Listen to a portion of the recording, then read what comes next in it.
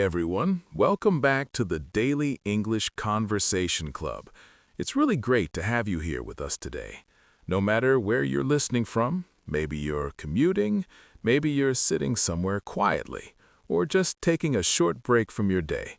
This is your space to relax a little and improve your English in a natural and comfortable way. And before we get into today's topic, just take a moment to do something simple but important. If you enjoy these conversations and you feel like they're helping you, don't forget to subscribe to the channel and share this episode with a friend who's also learning English. Because when you learn together, things become easier, more consistent, and honestly, more enjoyable too. And by the way, I'm Leo. And I'm Zara, and yeah, we're really glad you decided to spend this time with us. This podcast is all about making English feel natural. We're not here to give you complicated lessons or make things feel like a classroom. Instead, we just have real conversations, and through those conversations, you get used to how English actually sounds in daily life. So you don't have to pause, you don't have to take notes unless you want to. Just listen, relax, and let your brain get familiar with the language. Exactly. And today, we're talking about something that goes way beyond English learning. It's something that affects your habits, your progress, your consistency, and honestly, your entire life. We're talking about self-discipline. Yeah, and this is one of those topics where everyone already knows it's important. You hear it all the time. Discipline, consistency, habits. But when it comes to actually applying it in your daily life, that's where things start to get difficult. Because understanding something and actually doing it, those are two very different things. Right. And I think the best way to start this conversation is with something very simple and very real. Have you ever made a plan, like studying English every day, waking up early, starting a new routine, and then after a few days, you just stop? Yeah, and not just once. I think for most people, this has happened many times. You start with energy, you feel motivated. You tell yourself, this time I'm serious. You make a plan, maybe even write it down. And for a few days, everything feels easy.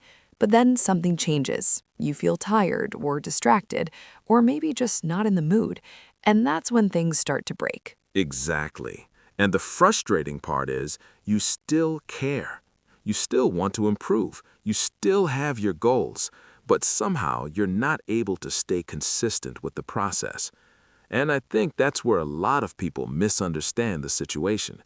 They think the problem is motivation. Right. They think, I just need to feel more motivated, or I need to find something that inspires me. But the truth is, motivation is temporary. Some days you have it, and some days you don't. And if your progress depends only on how you feel, then your progress will always be unstable. Exactly. That's why discipline matters so much. Discipline is what helps you continue even when you don't feel like it. It's what keeps your actions consistent, even when your emotions are not. And I think it's important to make something very clear here.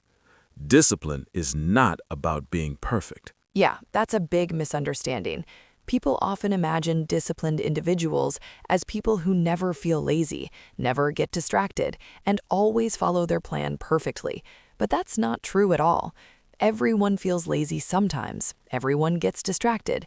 The difference is, disciplined people don't completely stop. Right. Even on days when they don't feel like doing anything, they still do something small. And that idea, doing something small instead of nothing, is actually one of the most powerful concepts when it comes to building discipline. Exactly. Because most people don't fail because they are lazy. They fail because they try to do too much at once. They set big goals, big expectations, and they try to change everything immediately. Yeah, like saying from tomorrow, I'll study English every day for 1 hour, or I'll completely change my routine. And at the beginning, it feels exciting. You feel motivated, you feel ready. But after a few days, it starts to feel heavy. Right. And when something feels heavy, your brain naturally tries to avoid it. You start thinking, I'll do it later, or I don't have enough time today, or I'm too tired right now. And that's when procrastination begins. Exactly. So instead of trying to do something big, it's much more effective to start with something very small. And when we say small, we really mean small. Even something like 5 minutes. Yeah, just 5 minutes of practice. And I know that might sound too simple, maybe even not serious enough, but that's actually why it works. Because when something feels easy, your brain doesn't resist it. Right. You don't feel pressure. You don't feel overwhelmed. You just start. And starting is usually the hardest part. Exactly. Once you begin, it's much easier to continue. And even if you don't continue, even if you stop after 5 minutes, you still did something. And that matters because you didn't break the habit. Right. And consistency is more important than intensity. Doing something small every day builds momentum. And over time, that momentum becomes stronger and stronger. Yeah, and I think that's something people often underestimate. They expect fast results, they want to see progress quickly, and when they don't, they feel discouraged. But real progress is slow at the beginning. Exactly. It's like building something step by step.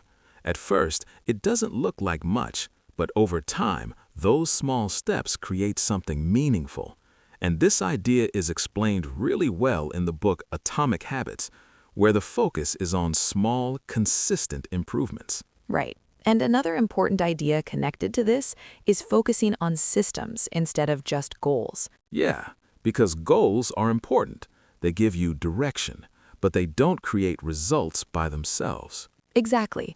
A goal is something like, I want to speak English fluently, but a system is what you do every day to move toward that goal. Right. It's your daily actions, practicing, listening, speaking, repeating. And those small actions are what actually create progress. And when you focus on the system, you stop worrying about results all the time. You're not constantly asking, am I there yet?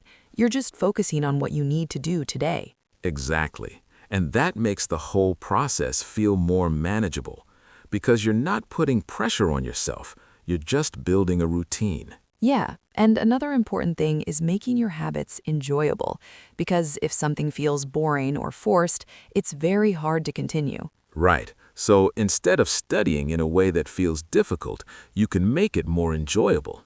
Watch something interesting in English. Listen to something you like. Follow content that keeps your attention. Exactly. When learning feels enjoyable, it doesn't feel like a task anymore, and that makes it much easier to stay consistent. Yeah, and you can also use rewards. After completing your habit, you do something you enjoy. Right, it can be something small. The idea is to create a positive connection with the habit. Exactly. And over time, your brain starts to expect that reward.